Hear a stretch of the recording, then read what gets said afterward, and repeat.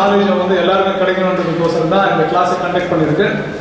So பேசிக்காக வந்து இம்போர்ட்னா என்ன, எக்ஸ்போர்ட்னா என்ன அப்படின்றது மட்டும், இம்போர்ட்னா என்னன்றது மட்டும் தான் இருக்கு. இதெல்லாம் நீங்க எல்லாம் இம்போர்ட்ல இருக்கீங்க இல்லையா? இம்போர்ட்னா என்னன்னு சொல்லுங்க, யாராவது வந்து சொல்லுங்க. இம்போர்ட்னா என்ன? சீனியர் ஸ்டாஃப் கிடையாது, ஜூனியர் ஸ்டாஃப் யாராவது வந்து சொல்லுங்க. இம்போர்ட்னா என்ன? இம்போர்ட்னா என்ன? கவர்மெண்டோட அப்ரூவலோடு இந்தியாவுக்குள்ள வர எந்த பொருளும் கவர்மெண்டோட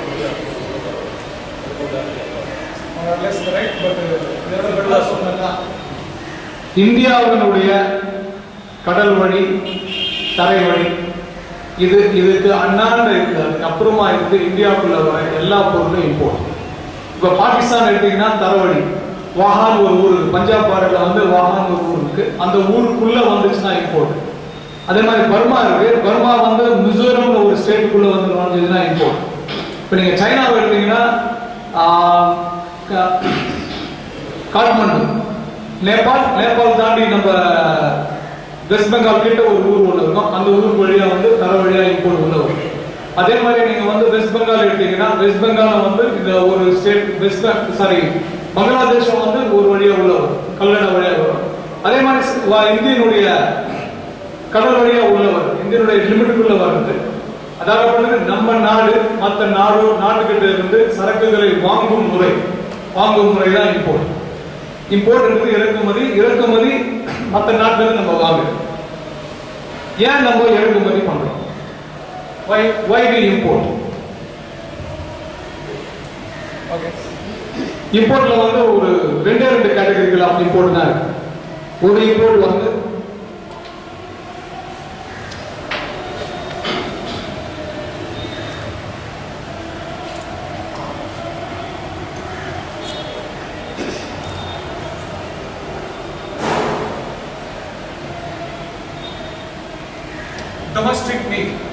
டொமஸ்டிக் நீட்ன்றது உள்நாட்டு தேவைகள், நம்மளுடைய தேவைகளுக்கோசரம் இம்போர்ட் பண்றது வந்து ஒரு விதம். இன்னொரு விதம் வந்து இம்போர்ட் பண்ணிட்டு வேல்யூ ஆடட் பண்ணி அதை வந்து ஒரு fabrics, trims and accessories import பண்ணி கார்மெண்ட்ஸா தச்சு இல்ல மிஷினரி இம்போர்ட் பண்ணி அதை வந்து நம்ம இந்தியாவில் இருக்கிற பொருளோட சேர்த்து எக்ஸ்போர்ட் பண்ணுவோம். இது வந்து டொமஸ்டிக் யூஸ். இன்னொரு இம்போர்ட் வந்து made for export.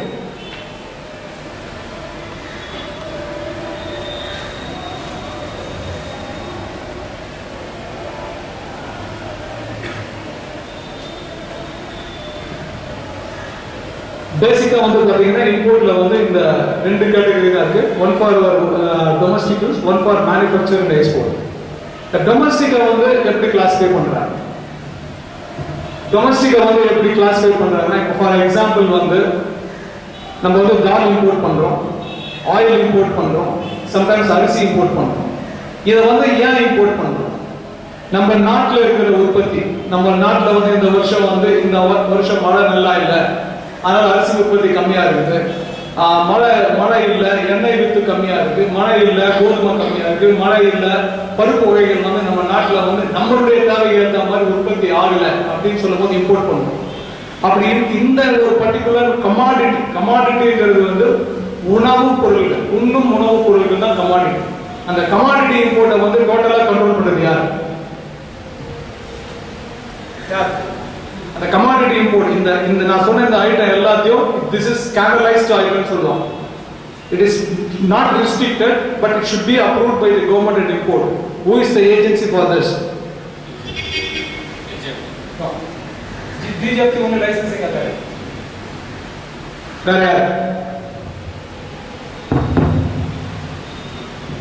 State Trading Corporation of India. State Trading Corporation of India.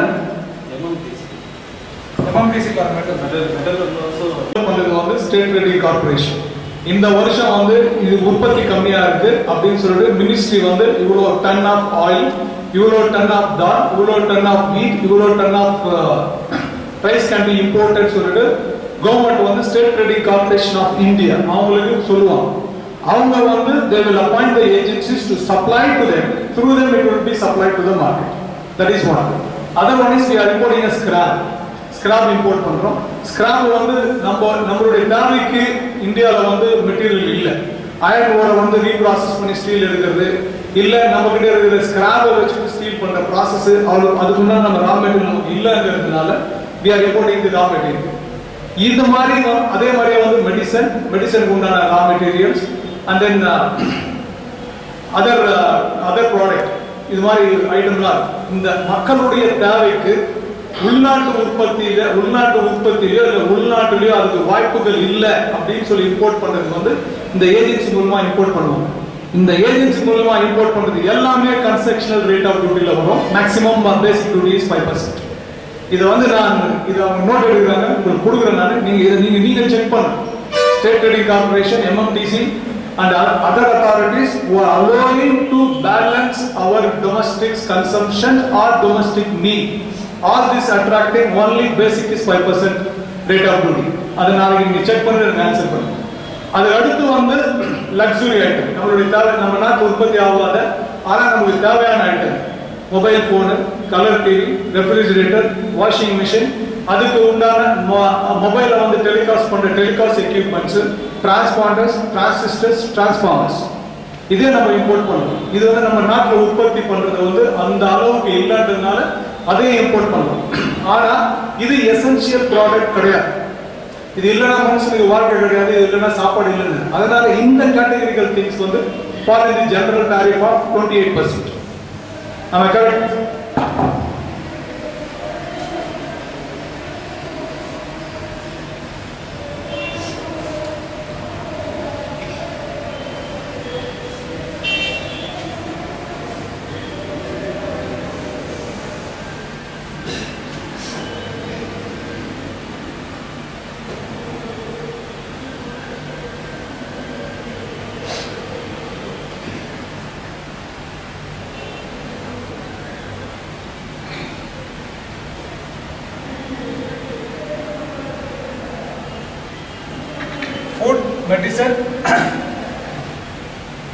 Food, medicine, iron scrap, leather and leather chemicals. Leather chemicals நம்ம ஊர்ல வந்து நமக்கு தேவையான கன்சம்ப்ஷனுக்கு ப்ரொடக்ஷன் கிடையாது. அதனால அதையும் இம்போர்ட் பண்றோம். அதுல particular category coming under construction rate of duty. இதே வந்து நீங்க பாத்தீங்கன்னா நம்ம நாட்டுல உற்பத்தி ஆகிற பொருள், நம்ம நாட்டுல இன்னொரு கேட்டகரி இதுல இருக்கு. நம்ம நாட்டுல உற்பத்தி ஆகிற பொருள் வெளிநாட்டுல இருந்து வர பொருளுக்கு நமக்கும் அதுக்கும் வந்து நம்மளுடைய பொருள் விற்காம போக கூடாதுன்றதுக்கோசரம் ஒரு டியூட்டி ஒன்று இம்போஸ் பண்றேன், anti dumping duty. Anti dumping duty only to protect domestic industry. So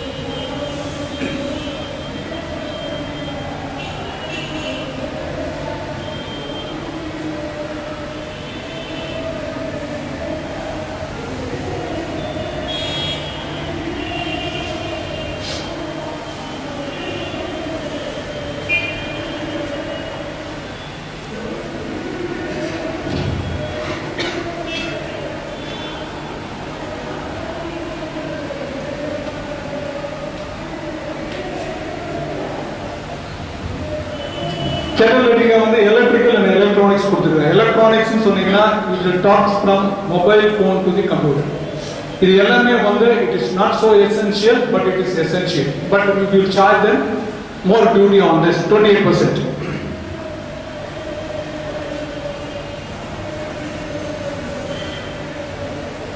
சரி, இது வரைக்கும் கவர் பண்ணதுல யாருக்கு ஏதாவது டவுட் இருக்கா?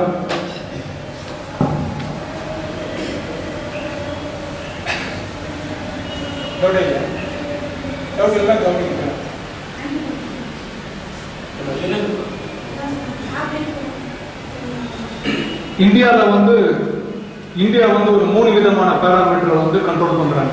Number 1 industries, number 2 small scale industries, number 3 is cottage industries and cottage industries.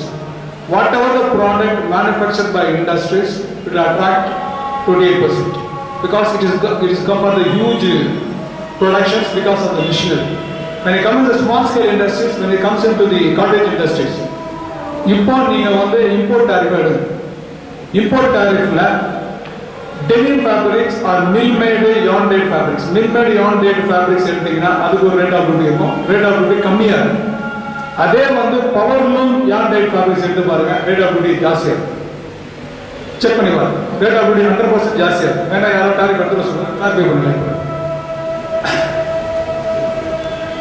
So பவர்லூம்ங்கிறது வந்து இந்தியால வந்து small scale industries and also it is coming under cottage industries.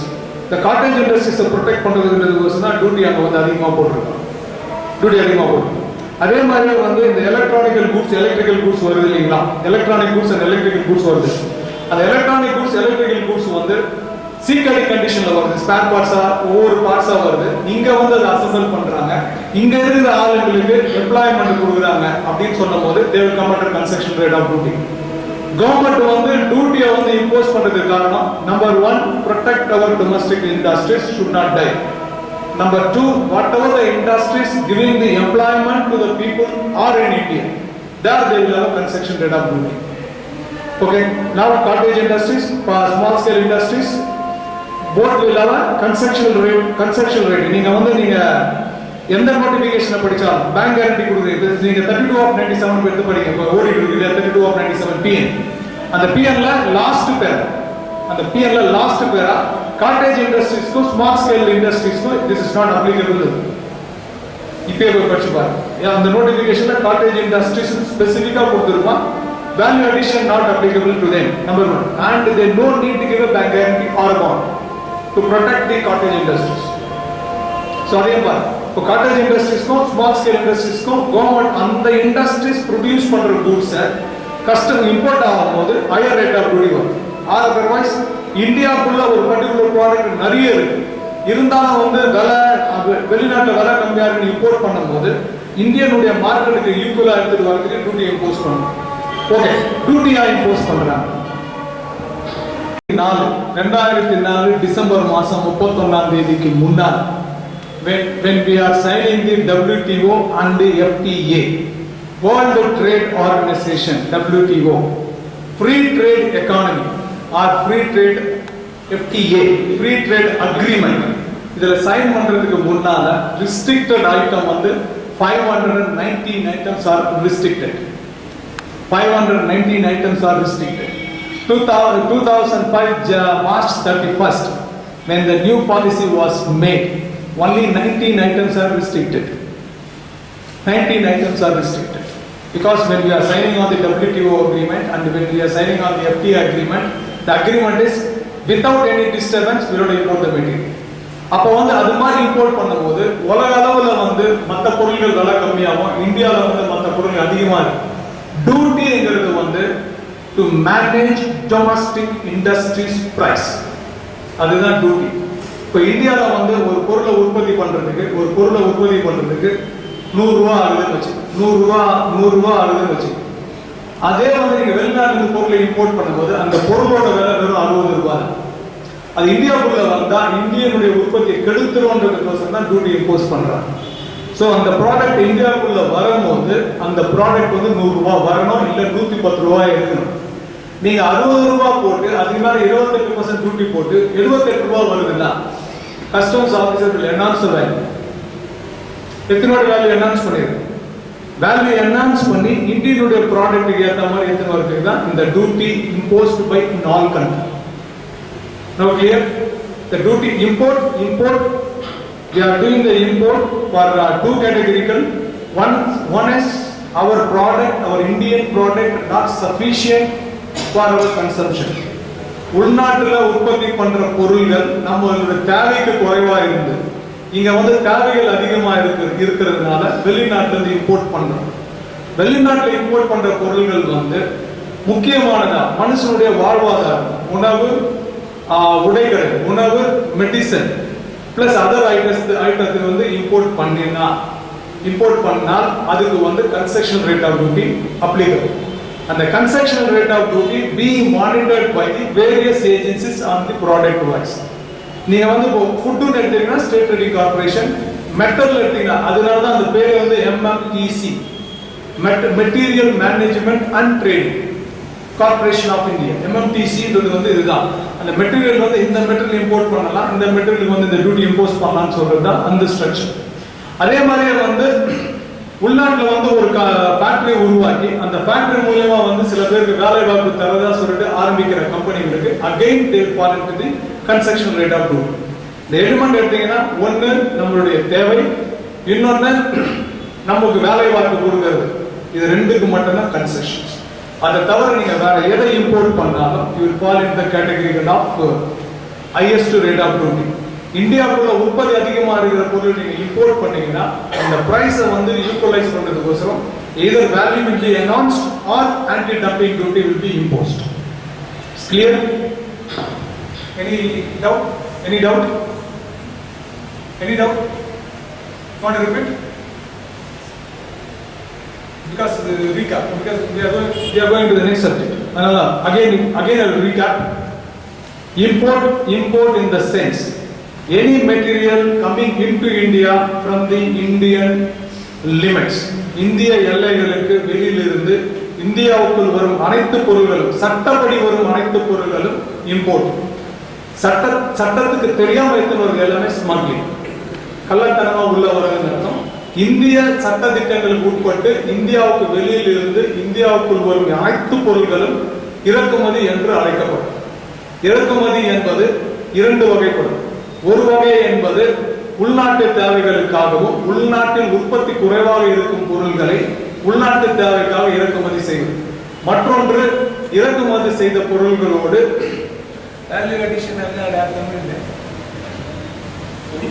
மதிப்பு கூட்டல் இறக்குமதி செய்து அதில் மதிப்பு கூட்டலான வேலைகளை செய்து ரா மெட்டீரியலை இம்போர்ட் பண்ணி அது கூட வந்து நம்ம உள்நாட்டில் உற்பத்தி ஆகிற பொருள் உள்நாட்டில் இருக்கிற மக்கள் அதில் வேலை செஞ்சு மறுபடியும் எக்ஸ்போர்ட் பண்றது ஒரு இம்போர்ட். அவ்வளவு. இம்போர்ட்ல ரெண்டு கேட்டகரி தான். One is for the domestic use, உள்நாட்டு தேவை. One is meant for re export as a value added product. அந்த கேட்டகரிகள்ல பார்க்கும்போது இது food is one commodity and steel we have a demand is other commodity. Medicine and drugs we don't have a raw material in India, so we're importing the raw material in India. And leather and leather chemical where we have a more consumption, that chemicals not available in India. These are all the things coming under concession rate of duty. And then electricals and electronicals, whatever the coming on the pre-pack, consumer pack, fully assembled direct to the consumption without any value addition. இப்போ mobile வந்து full பேக்ல வருது, அதே மாதிரி washing machine full பேக்ல வருது. இதெல்லாம் வந்ததுன்னா இதுக்கெல்லாம் வந்து highest rate of duty of 28%.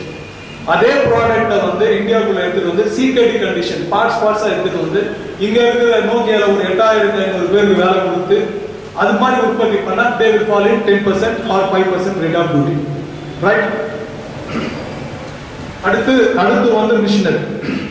நம்ம மிஷினரியை நம்ம இம்போர்ட் பண்றோம். மிஷினரி இம்போர்ட் பண்ணும்போது any machinery made for the export, இந்த மிஷினை நாங்க இம்போர்ட் பண்ணி இது மூலமா எக்ஸ்போர்ட் பொருட்களை உற்பத்தி பண்ணி வெளிநாட்டுக்கு எக்ஸ்போர்ட் பண்ணுவோம்னு சொன்னா we will coming under construction rate of duty. EPCG லைசென்ஸ்ல பண்ணுவோம். EPCG licence either will have 0% duty or 5% duty. having the commitment இந்த பொருளை நாம இம்போர்ட் பண்ணா 5 மடங்கு எக்ஸ்போர்ட் நாங்க பண்ணுவோம். இந்த இம்போர்ட் வேலைக்கு மேல 5 மடங்கு எக்ஸ்போர்ட் 5 வருஷங்கள்ல பண்ணுவோம் சொல்றது ஒரு கேட்டகரி. அது வந்து EPCG-ல போயிடும். அதே மாதிரி இந்த டொமஸ்டிக்ல ப்ரொடியூஸ் பண்ணி டொமஸ்டிக்ல விற்க போறோம், இங்க அந்த மிஷினரி இல்ல சொல்லி இம்போர்ட் பண்ணீங்கன்னா அது EPCG-ல வராது. அதுக்கு 28% டியூட்டி கட்டணும். கிளியர்? மிஷினரியை பொறுத்தவரைக்கும் இதுதான். Any plant and machinery meant for manufacturing the export goods will fall in EPCG.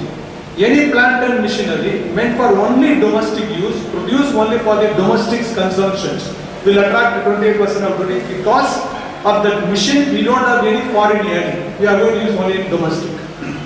இதை தவிர இன்னொரு கன்ஸ்ட்ரக்ஷன் ஒன்று கொடுத்துருக்காங்க. அது கவர்மெண்ட் அடிக்கடி கொடுக்குறது. Atomic powers and electrical power, road and road development, port and port development. Even though it's work for the domestic use, but it is needed for the export product. இப்போ power இல்லாம வந்து export machine ஓட்ட முடியும். ரோடும் போர்ட்டும் இல்லாம நம்ம பொருளை வந்து டிரான்ஸ்போர்ட் பண்ண முடியும். அட்டாமிக் இல்லாம வந்து பவரை ஜெனரேட் பண்ண முடியும். இது மாதிரி கேட்டகரிக்கு again will fall in EPCG license. Even though it is domestic, they call it as a deemed export. not direct export, it is interconnected with the export. அதுக்கு வந்து அந்த கேட்டகரிக்குள்ள வரும். Any doubt? இல்ல நான் சொன்னதுல வந்து உங்களுக்கு ஏதாவது ஏற்கனவே புரியாம இருந்து எதனா புரிஞ்சிருக்கா? Anybody ங்கிறது வந்து ரொம்ப சிம்பிளான ஒரு விஷயம்.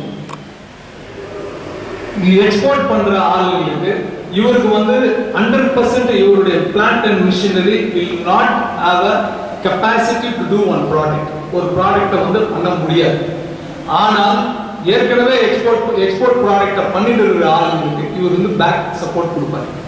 ஒரு ஜென்செட் சப்ளை பண்றாரு, ஒரு கார்மெண்ட்ஸ் கம்பெனி ஜென்செட் சப்ளை பண்றாங்க. அது ஆனா இவர் டீம்ட் எக்ஸ்போர்ட்டா இருந்து அவர் சப்ளை பண்ற அந்த சப்ளை ஆர் சப்போர்ட் ராபு என்ன பண்ணுவார், ஒரு கம்பெனி வந்து ஒரு பட்டன் மட்டும் சப்ளை பண்ணும், ஒரு கம்பெனி வந்து ஆங்கர் மட்டும் சப்ளை பண்ணும், ஒரு கம்பெனி வந்து இது மட்டும் ஒரு உள்ள ஸ்டே மட்டும் சப்ளை பண்ணும்.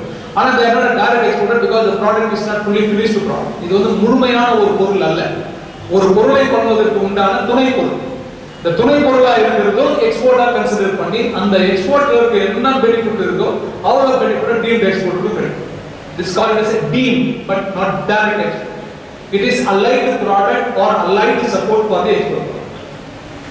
Clear? What else?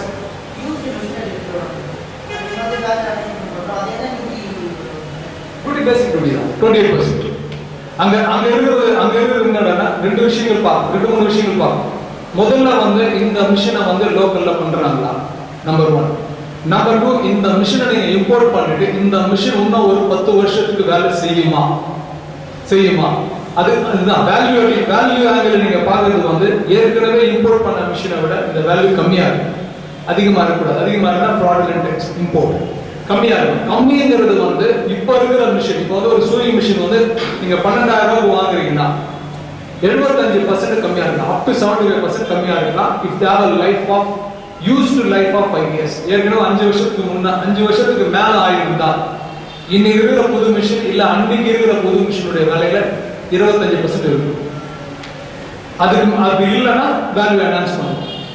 Value enhancement I not talk about இன்னைக்கு சப்ஜெக்ட் வந்து நான் கரப்ஷன் பிரைவ் பத்தி பேசுறேன், தேவையில்லாத விஷயம். இதுதான் இந்த வேல்யூ வந்து என்ஹான்ஸ்மெண்ட் சொல்றது வேற மேட்டர். பட் பேசிக் தம் ரூல்ங்கிறது வந்து ஒரு செகண்ட் ஹேண்ட் மிஷினை இம்போர்ட் பண்ணீங்கன்னா அந்த மிஷின் உற்பத்தி பண்ண காலத்தில் இருந்த விலையை விட 75% கம்மியா இருக்கலாம், அதிகபட்சம் 75%. இல்லனா வந்து ஃபர்ஸ்ட் இயர் 16%, அதுக்கப்புறம் 12%, அதுக்கப்புறம் 14%, அதுக்கப்புறம் 12% வரும். இது வந்து 7 வருஷம் அது ஓல்டா இருந்ததுன்னா நீங்க கால்குலேட் பண்ணீங்கன்னா 75% வந்துரும். If it is old more than 7 years, it becomes 75% less. And the chartered engineer certificate should certify that the machine work for another 5 years. ஏன்னா நம்ம காசு வந்து unnecessary பிளாக் ஆகி ஜங்க் மிஷின் இங்க எடுத்துட்டு வந்து நம்ம இம்போர்ட்டர் எக்ஸ்போர்ட்லாம் கஷ்டப்பட கூடாதுங்கிறதுக்கோசரம் கவர்மெண்ட் போட்டா any second hand machinery when it's coming to India, you have a residual life, future life on it, it should be minimum 5 years. 5 years. அதுக்கு தான் அந்த கிளாஸ் இருக்கு.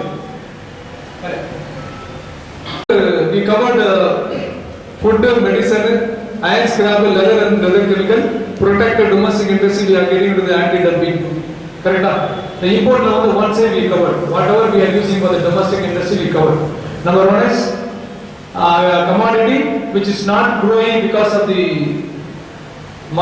சீதோஷ நிலையால் வளராத உணவுப் பொருட்களுக்கு பஞ்சம் வரும் என்று கருதி அரசாங்கம் உணவுப் பொருட்களை வெளிநாட்டிலிருந்து உற்பத்தி பண்ணுவது. இது மற்றும் ஒன்று, இங்கு கிடைக்கின்ற மெட்டல்ஸ் வந்து நம்மளுடைய தேவைக்கு கம்மியா இருக்கிறதுனால வெளிநாட்டுல இருந்து இம்போர்ட் பண்ணும்.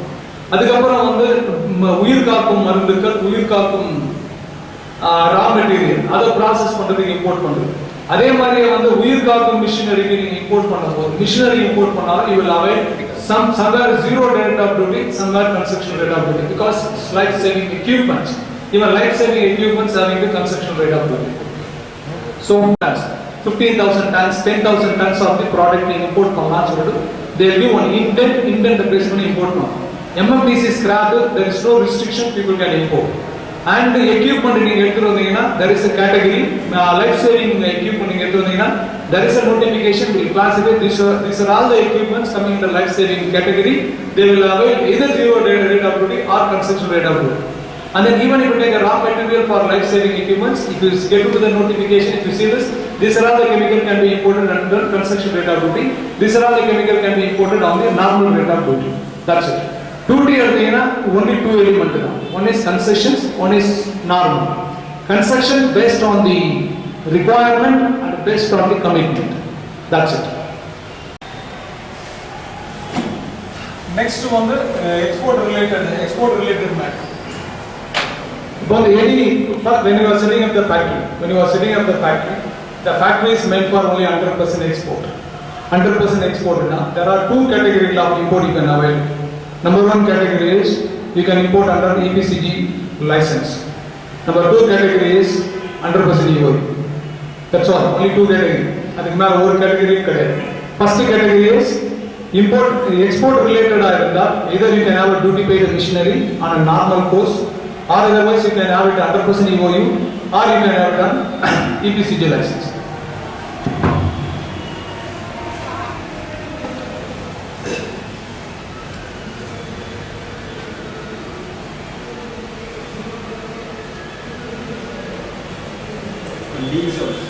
Lease. Hey, missionary. Feed it, yeah? Wrong it is. Hungary. Export related missionary. Clear? Buddy. So in the value addition 5 years and probably 5 times. இங்க வந்து specific material நீங்க EPCG license வாங்குவீங்க with the conditions. அதுல வந்து whatever the plant and machinery required for this plant can be imported on zero duty under 100% EOI. உங்களுக்கு time கிடைச்சதுன்னா 100% EOI bond எடுத்து பாருங்க. The machinery அதுல வந்து அந்த மிஷினை வந்து டிபாண்ட் பண்றது, அந்த மிஷினை வந்து டொமஸ்டிக்ல விக்கிறது. It is applicable after 5 years. After 5 years, in the sense you have completed your export obligation. Export obligation பண்ணதுக்கு அப்புறம் you can dispose the machinery 100% EOI. 100% EOU அப்படின்னு சொல்லிட்டாலே அந்த garments factory உண்டான எல்லா மிஷினரி நீங்க இம்போர்ட் பண்ணலாம். There is no restrictions. But EPCG license எடுத்தீங்கன்னா whatever the license, whatever the list you are given, only that can be imported. Both the area you have a zero duty, and EPCG you may have a 5%. Still 5% remains. Now it's zero. But 5% still. Okay. Both the places import duty is zero. When you are importing the machinery, we call it as a capital goods. இதுல இன்னொரு விஷயம் இருக்கு. டொமஸ்டிக்ல நீங்க இத purchase பண்ணீங்க. For example, டொமஸ்டிக்ல ஒரு genset வாங்குறீங்க, டொமஸ்டிக்ல வந்து ஒரு வாஷிங் மிஷின் வாங்குறீங்க. அது வாங்குனா centralized duty is exempt. No need to pay.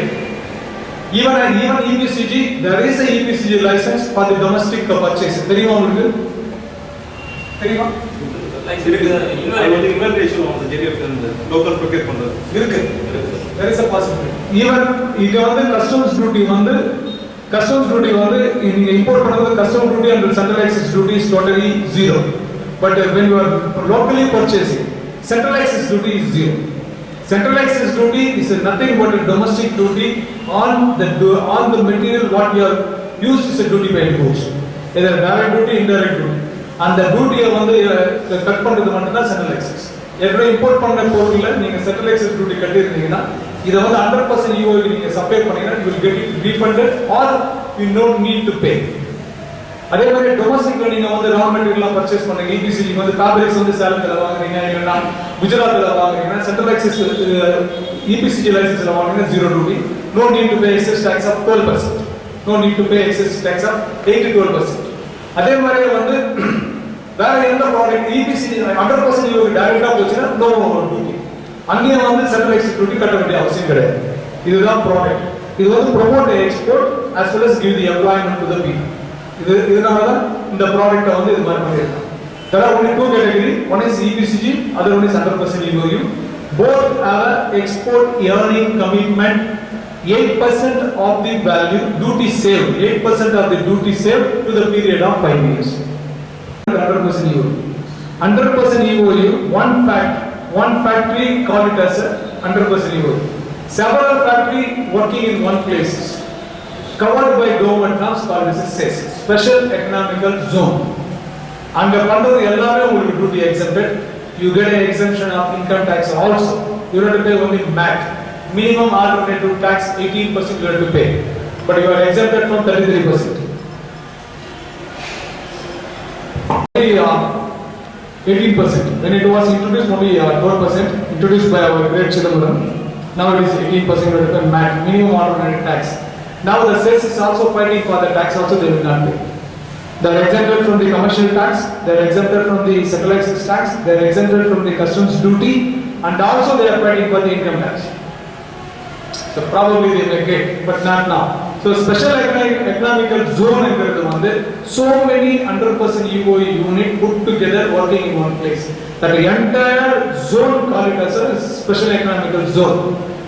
The basic criteria is 100 crores and 100 acres of the land is required if you want to set up this special economical zone. 100 acre, 100 crores. Correct?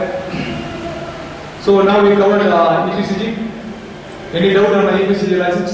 Do you have any doubts? Anybody have doubts on EPCG? Machinery for project imports separate. So project, the machinery in a two category. One is the project import, other one is for the import machinery for export.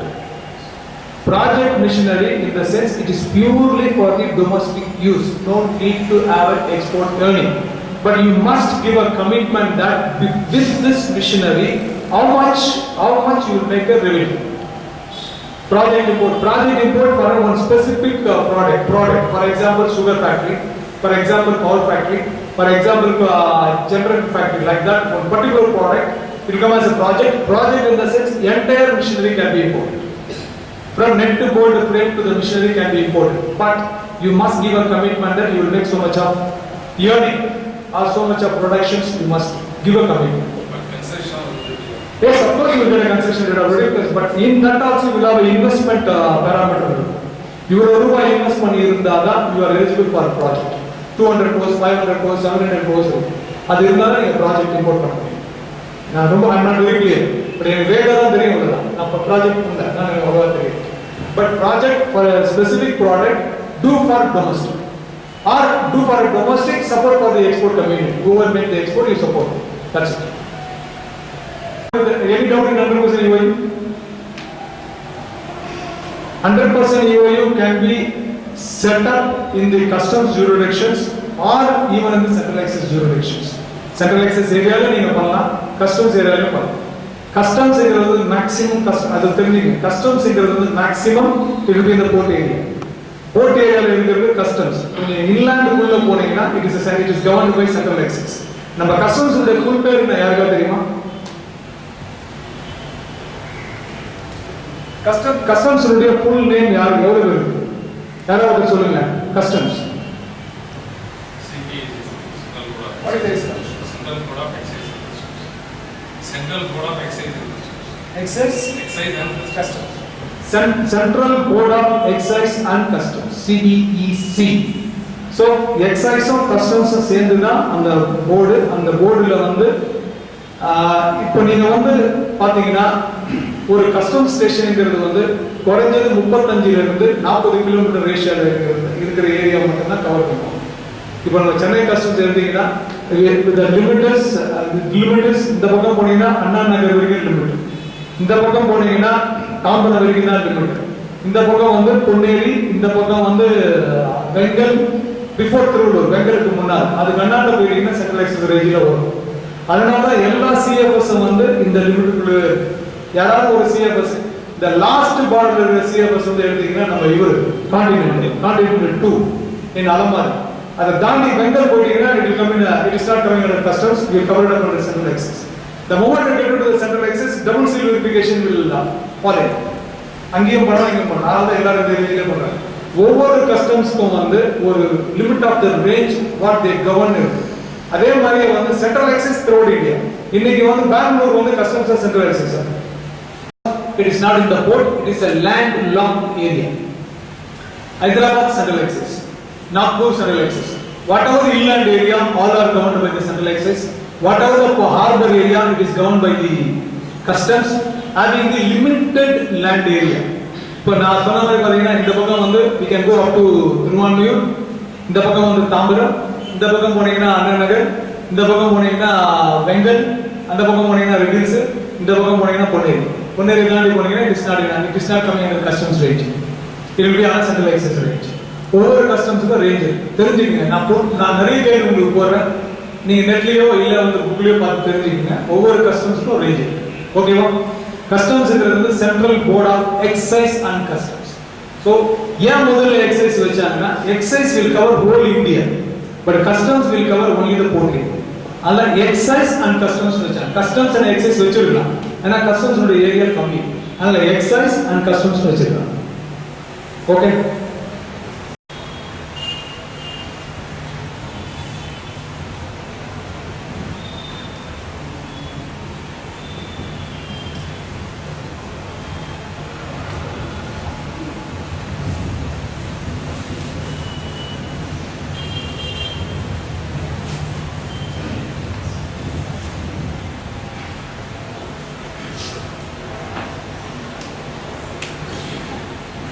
Raw material and components வந்து only this category.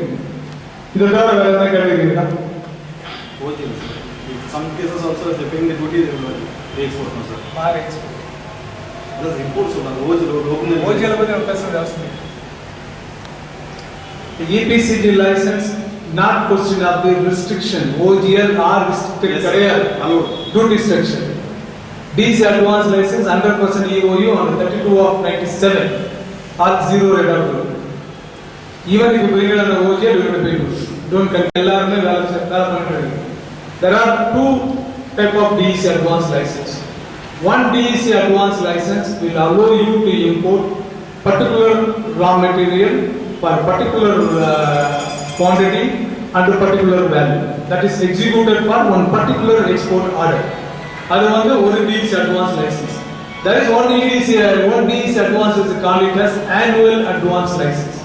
Annual advance license will not talk about any quantity, any value. Total value so much can be imported. But list of the product what you can import it will be mentioned. It is only contained with the only value. Am I right? No quantity restriction. செக்டர்ல ஏதாவது இப்போ ஆமா அதுக்குள்ள இருக்குது எது வேணாலும் import பண்ணலாம். So DEC advance is about two DEC advance license. One is for the specific quantity, specific value. One is blanket. Whatever you wanted, you can import. In that categorically, there is a zero bank guarantee and bank guarantee. Whatever prescribed on the license. If it is a status houses, you can have a simple bond. Non-status houses, you execute the bond. Bank guarantee. Correct? Bank guarantee on the value. You don't execute. 100% EOU, they will give, when they are starting 100% EOU, they will give 3-in-1 bond. மூணு bond சேர்த்து ஒரு bond கொடுப்பாங்க. அந்த bond ஒரு bond வந்து நான் capital goods import பண்ணிருக்கிறேன் 5 வருஷத்துல வந்து 8 மடங்கு நான் எக்ஸ்போர்ட் பண்ணுவேன். அதே மாதிரி வந்து இவ்வளோ ரா மெட்டீரியல் நான் இம்போர்ட் பண்றேன், இவ்வளோ raw material value added product ஆரம்பிச்சு 10% வேல்யூ அடிஷன் ஐ வில் அச்சீவ்னு கொடுப்போம். 10% வேல்யூ அடிஷன் அச்சீவ் பண்ணுவோம்னு ஒரு கேரண்டி கொடுப்பாங்க. இன்னொரு பாண்ட் வந்து இங்க இருந்து என்னுடைய ஃபேக்டரியில இருந்து ஆர்பருக்கு போகும்போது, ஆர்பர்ல இருந்து என்னுடைய ஃபேக்டரிக்கு வரும்போதோ இல்ல என் ஃபேக்டரிக்குள்ளேயோ இறக்குமதி செய்யப்பட்ட பொருட்கள் காணாமல் போனால் அதற்கு உண்டான டியூட்டியை நான் கட்டுறேன் அப்படின்னு சொல்லி கொடுத்துருக்காரு. இந்த மூணு பாண்டு ஒன்னா சேர்த்து 3-in-1 பாண்டுன்னு சொல்லிட்டு if it is a customs range they will give it in a customs, if it is a excess range they will give it in the excess. That's it. இதை தவிர வேற என்ன இம்போர்ட் எனக்கு தெரிஞ்சு இவ்வளவுதான் இருக்கு. இம்போர்ட் எடுத்தீங்கன்னா அவர் லவ்லிவுட் food and food things STC பண்ண முடியாது, ஸ்டேட் மெடிக்கல் கார்பரேஷன் பர்மிஷன் பண்ண முடியாது. So you are importing any raw materials of metals, you cannot import without MMTC permissions. And if you import anything, you have to pay highest rate of duty. இது வந்து இந்த ரெண்டு item restricted, மெட்டலும் ஃபுட்டும் restricted. இந்தியாவில் வந்து நிறைய அரிசி வந்துச்சு, நிறைய கோதுமை வந்துச்சு, பட் வெளிநாட்டில் வந்து விலை கம்மியாக இருக்குது இம்போர்ட் பண்ணலாம்னு சொன்னால் it is not been allot. And then diesel, petroleum product, even a petroleum product you cannot import just like that without the permission of the government. அவ்வளோதான். அதே மாதிரி வந்து இந்த car other plant and machineries everything imported. Commitment of 10% export நாங்கள் பண்ணுறோம், 10% export நாங்கள் பண்ணுறோம், மற்றது வந்து நாங்கள் டொமஸ்டிக்காக சேல் பண்ணுறோம் அப்படின்னு சொல்லிட்டு கமிட்மெண்ட்டில் தான் வருது. And they will talk about crores of the value investment and lakh thousands of the people employment, and also they will commit so much of excise duty will be collected and paid to the government. நீங்க வந்து கவர்மெண்ட்டுக்கு வந்து அதிகபட்சமா லாபம் வர revenue வர ஏரியாவை car industries and electronic இண்டஸ்ட்ரியில பே பண்ற excise duty alone government make crores and crores of money. அந்த ரீசன் கோசம் அந்த கார் கம்பெனிலாம் இந்தியாவில் அலோவ் பண்ணிருக்காங்க. ஸோ இவ்வளவுதான் import. One is restricted because protect our agriculture, restricted protect our small industries and the cottage industries, protected our domestic productions par with the foreign productions. அதுக்கோசம் duty வந்து நம்ம impose பண்றோம். Then essential life saving non availability material in India and life saving drugs and life saving equipments and life saving medicines will have a concession rate of duty or zero rate of duty. That's it on the import. Whatever you are bringing which are for your normal life, mobile, TV, television and washing machine, etc., computers, all will attract 28% duty. In case comes in consumer pack and direct for marketing, where the duty will be imposed on the MRP. Duty will be imposed on the MRP. But the same product come in a CKD condition and parts assembling in India and having the value addition, giving the employment to the Indians, the price will be concession rate of duty will be imposed. So ரெண்டு விஷயம் தான் நம்ம நாட்டுல வந்து the duty and import duty ரெண்டு element தான். Protect domestic industries, either small scale or big scale or cottage industries, or create the more employment to the people. இந்த ரெண்டு கேட்டகரிக்கு மட்டும் தான் டியூட்டி இம்போஸ் பண்றது, டியூட்டியை போடுறது. மற்ற எல்லாமே வந்து நான். And then whatever the raw material we import for export, you have a commitment within 12 months and extended period of 24 months and extended period of 6 months, 12 months, we will re-export the material with 10% is the lowest and 33% of the highest value addition. When you are importing the machinery, you will commit that 5 times within 8 years or extended period. Everywhere you will have a question of 2 extension of 6 months, 6 months. That's it. If you are not completing within that period, you have to pay the duty. So it is peripheral. Next meeting, probably we will have a Saturday or keep you informed. Come with the questions. I want to give an answer for your questions. Only your questions will make you clear on the subject. Now we will go on to the procedural items and procedural problems. என்னெல்லாம் பண்ண முடியும் next level போறோம். இப்போ now we have completed basic. What is the import? Why import? Why duty? What duty? Why concessions? இது வரைக்கும் நம்ம complete பண்ணிருக்கோம். இது there is no possibility for getting the license. Totally prohibited. Cannot import. If at all you import, you will have a special license will be issued by the JDFT, fixed by the parliamentary committee, recommending this to be imported to the requirement of our country. The moment it says prohibited, you cannot be export, you cannot import. You cannot export ivory, யானத்தந்தை export பண்ண முடியாது, sandalwood export பண்ண முடியாது, red sandalwood export பண்ண முடியாது. இந்த யானத்தந்தை ஏன் export பண்ணக்கூடாதுன்னு சொன்னா அலோவ் பண்ண எல்லா யானையும் சாவச்சிடும். நம்ம ரோஸ் வுட்டையும் வந்து சாண்டல் வுட்டையும் வந்து நம்ம எக்ஸ்போர்ட் பண்ணக்கூடாதுன்னு சொல்றோம்னா வெள்ளக்காரன் நம்ம நாட்டை விட்டு போக எல்லாத்தையும் வெட்டி எடுத்துட்டு போயிடும். இருந்ததே கொஞ்சம் தான், ஆனா மறுபடியும் வளர்க்கறத நம்ம முயற்சி பண்ணல. இப்போ இருக்கிறத வெட்டிட்டாங்கன்னா அந்த இனமே அழிஞ்சிடும் சொல்லிட்டு தான் ரெட் சாண்டலும் சாண்டல் வுட்டும் அலோவ் பண்றது இல்லை. Because the trees are precious, we don't have much in our country. So these are all totally prohibited. அதே மாதிரி நீங்க இம்போர்ட் பண்ணும்போது aircraft cannot be imported by a common man. And train cannot be imported by a common man. Common man import பண்ண முடியாது. That forum or the public listed company already having the services in India which is permitted by the Indian government, they can only import aircraft, train, இதெல்லாம். Like the alternative gas also, air conditioners. Whatever. So prohibited is the reason. Restricted engiradhu வந்து you can import against the government permit or license. Restricted items license will be given, but prohibited items no one will give a license because it is totally prohibited in India. நீங்க brown sugar, white sugar எல்லாம் முடியுமா? Negative list. Prohibited also negative list. There is no much difference between the prohibited or banned. Both are same. Correct. DEC only for components. DEC only for the raw material, consumables and component, including packing materials, can be imported. And EPCG license exclusive only machinery, plant and machinery. There is not allowed raw material and component. 100% only both you can import. Both you can import without payment of the duty. container freight station also coming in that category. Whatever the charges I'm getting from the shipping line, whatever the charges I'm getting from the importers, it is nothing but export earning. I'm also paying only 18% and the same category. The hospitality, hotel sector, mini service sector. Hotel sector, service Mini Sir, service service, sector. hotel sectors, whatever the money they are collecting domestically, all the foreign tourists, call it as export aid. They will get concession rate of rupees service provider. machineries import for law. 100% you can import under EPC license. Otherwise, you have to pay maximum rate of. அதுதான் நீங்க வந்து hotel industries வந்து hotel industries be given a privilege to import the car also. They can import Mercedes-Benz, they can import any Lexus, whatever the car not available in India, they can also import. What is the service industry? Nil duty, but they will give a commitment under EPC. Wherever you talk about no duty or concession duty on the capital goods. Capital goods, movable or immovable, we call it as a capital goods. Capital in the sense, this is a capital for making my product. Capital goods, capital investment. We call it as a capital goods and capital investment on the plant and machinery. The plant and machinery either directly or indirectly earning the foreign earning. Call it as a foreign earning. They can have a concession rate of it. Very simple. One company in India, the same company having the production. One company in India having the production facilities in out of India. அவங்க வந்து out of இந்தியால produce பண்ண கூட்ஸை இந்தியாக்குள்ள எடுத்துட்டு வரும்போது special value addition to be imposed of 1% if you are registered, or otherwise if you don't have that status you have to pay the duty to par with the domestic product.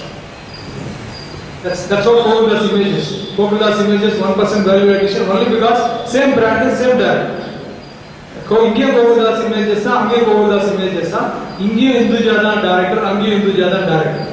Single owner having the plant in India, also having the plant in other side or outside of India, making the similar product in both the places. When the product coming to India for the domestic consumption, 1% value addition to be added. SPB only applicable for the company established in India, having the activities in out of India, bringing the goods from the out of India to Chennai, India. The SPB is applicable. Licence உங்களுடைய ப்ராடக்ட்டுக்கு உண்டான எல்லா மெட்டீரியலும் எடுத்துட்டு வரலாம். இப்போ நீங்கள் garments எடுத்துக்கிட்டீங்கன்னா fabrics, lining, collar stay, button, even a thread you can import. Packing material can be imported annual advance licence. Annual advance licence they will give a list of the product import பண்ணலாம்னு கொடுத்துருவாங்க. நாம்ஸ்ல இருக்கும். அப்படி இல்லைன்னா இதுல இருக்கும்.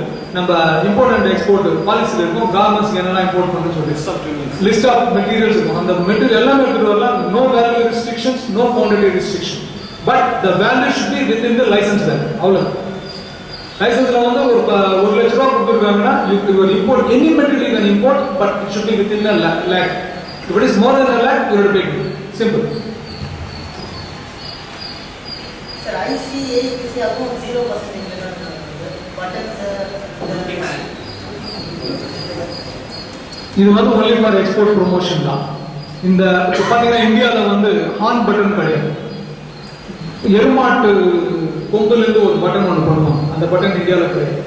போல் button ஒரு button இருக்கு. பார்த்தீங்கன்னா கொஞ்சம் ஷைனிங்காக அந்த பட்டன் இந்தியாவில் கிடையாது. அதனால அந்த எக்ஸ்போர்ட்டை ப்ரொமோட் பண்ணுறதுக்கோசரம் வந்து சில ட்ரிம்ஸ் அண்ட் ஆக்சசரிஸ் மெட்டீரியலை வந்து they are given free.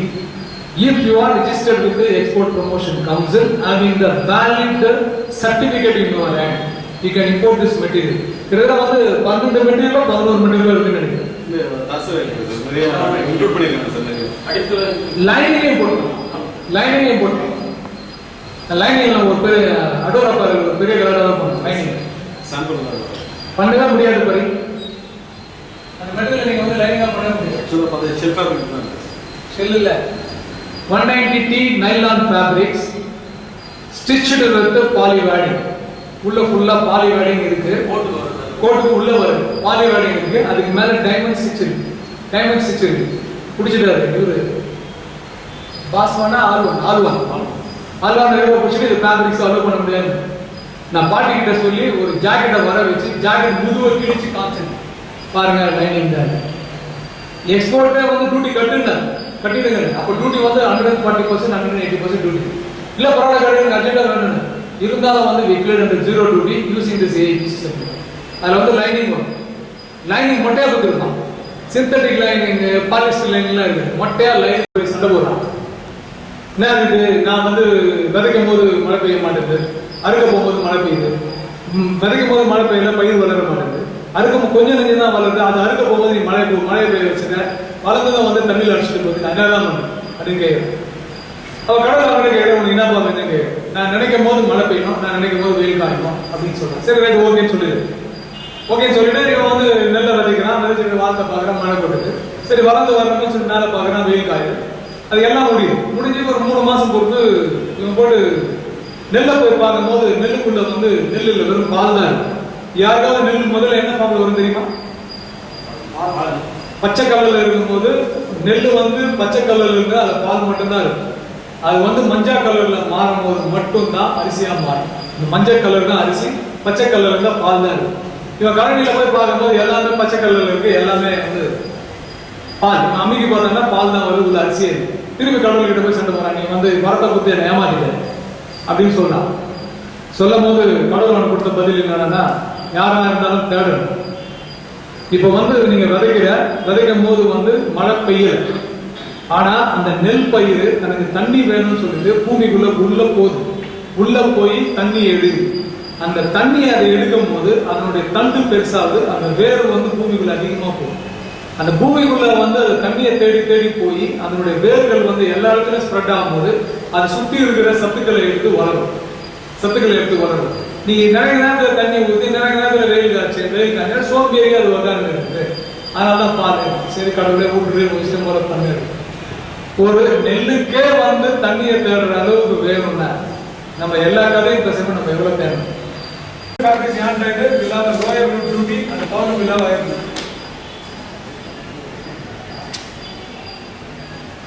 இல்லைன்னா அப்புறமா பொண்ணு பார்த்து எல்லாருக்கும் மேல